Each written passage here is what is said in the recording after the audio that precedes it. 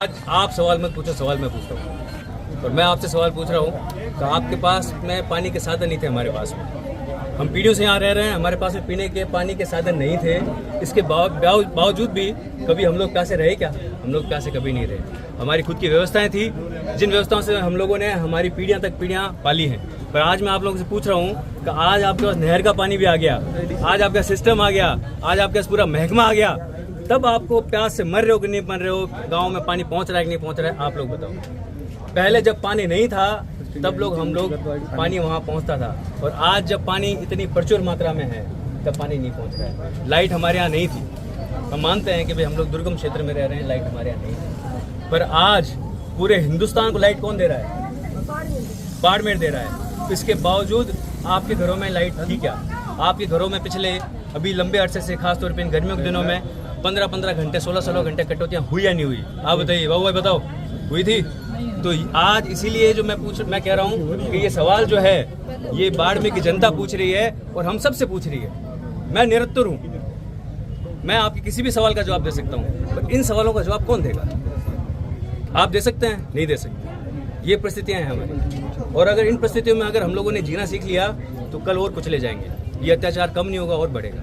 इसीलिए आज आवाज़ उठाना जरूरी है। इसीलिए आज हम लोग सब यहाँ एकत्रित होकर आए हैं। प्रशासन को हम लोगों ने ज्ञापन नहीं दिया, हम लोगों ने प्रशासन को इस बार सुझाव दिए हैं, और उन सुझावों पे 20 दिन के अंदर हमने रिपोर्ट मांगी है। तो आप हमें रिपोर्ट दीजिए जिसमें हम लोग कितने सुझाव आपके हमारे माने गए हैं, और उन सुझावों से क्या अच्छे नतीजे निकल कर सामने आए। क्या सुझाव थे सर? मैं आपको भी सभी को कॉपीज दे दूंगा।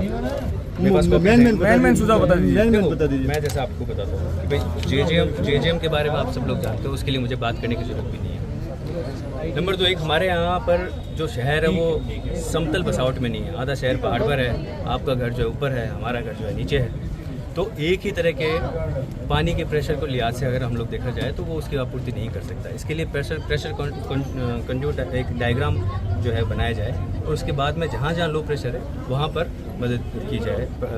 पीएचडी की भी जो है लोगों को भी जो है इस तरह के उपकरण दिलाए जाए जहाँ से वो प्रेशर बढ़ा सकें। इस तरह के जो टेक्निकल तरीके हैं वो हम लोगों ने 20 सुझाव दिए हैं। पानी को लेकर जैसे मैंने बताया कि हमारी क्षेत्रीय परियोजनाएँ हैं, आप सब लोगों को याद होगा, आप सब लोग इसी जनरेशन के हैं।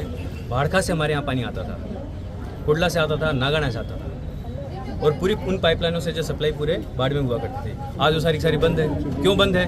आज वो सारी इसलिए बंद है क्योंकि नहर का पानी आ गया, और जहाँ जेजेएम जल जीवन मिशन जो है के अंतर्गत पाइपलाइन डाल दी गई है, वहाँ ये क्षेत्रीय योजनाएं बंद कर दी गई। क्षेत्रीय योजनाओं से जब पानी पिलाया जा सकता है तो करना क्या है? आपके पास में वो पूरे का पूरा इंफ्रास्ट्रक्चर तैयार है, आपको सिर्फ इसे चालू करना है। और अगर आप लोगों से नहीं हो पा रहा है, आप जल समिति बना दो, लोकल लोगों को दे दो। हम लोग कहीं ना कहीं से पैसा इकट्ठा करके लाके उनको चलाएंगे तो पानी जो है वो लगातार वहाँ पहुँच सके।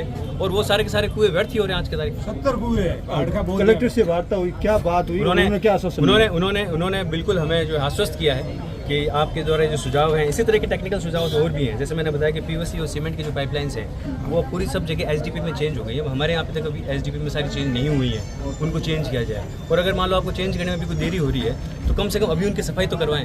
एसडीपी पाइप्स में कचरा आने की गुंजाइश बहुत कम बचती है, पर ये जो सीमेंट वाली पाइप्स होती हैं इसमें बहुत सारा ये जड़ों का, पेड़ों का, पौधों का कचरा और जो आने की, कम से कम उन्हें साफ करवाएं। हमारे आधे शहर की तो पाइपलाइन चौक है, उन्हें पानी आया कहाँ से? इस तरह के जो टेक्निकल सुझाव है हम लोगों ने सुझाव दिए हैं, बिजली विभाग के भी और आरएससी भी। अगला क्या कदम होगा? पीएचडी के भी अगला 20 दिन के बाद में आश्वस्त किया है कि किन सुझावों पे अमल हुआ है, किन सुझावों पे अमल नहीं हुआ है, और किन सुझावों पे प्रैक्टिकली अमल नहीं हो सकता। क्योंकि हमारे सुझाव जो हैं वो हम लोगों ने एक्सपर्ट से तैयार करवाएं, पर इसमें फिर भी कोई कमी खामी रह सकती है। कोई सुझाव ऐसा भी हो सकता है जो प्रैक्टिकली पॉसिबल नहीं हो, तो वो हमें बताया जाएगा।